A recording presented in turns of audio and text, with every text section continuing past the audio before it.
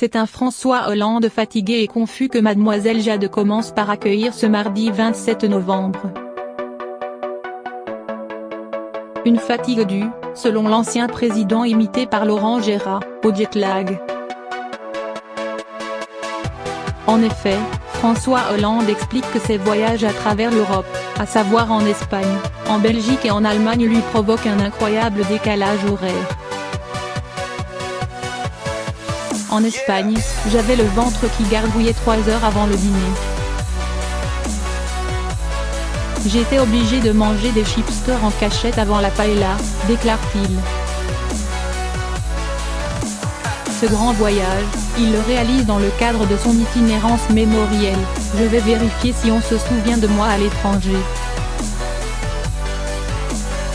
C'est ensuite Jack Lang que l'humoriste a imité. Il explique que le nouveau ministre de la Culture, Franck Risté, est allé aux racines des cheveux.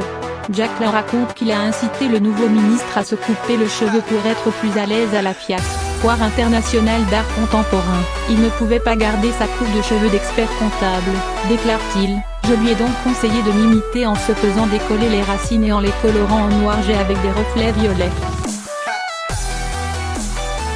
C'est chier non ?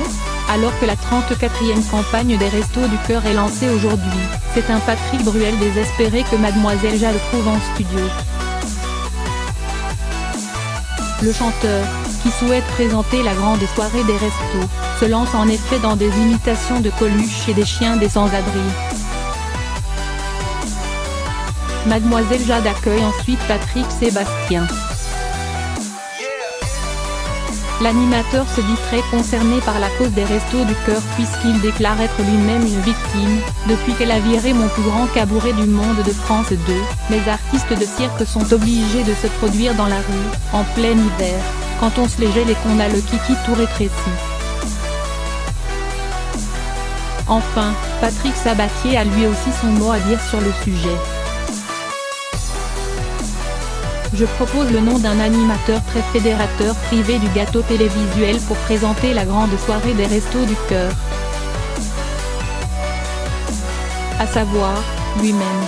Il se décrit en effet comme correspondant parfaitement à l'image de l'émission.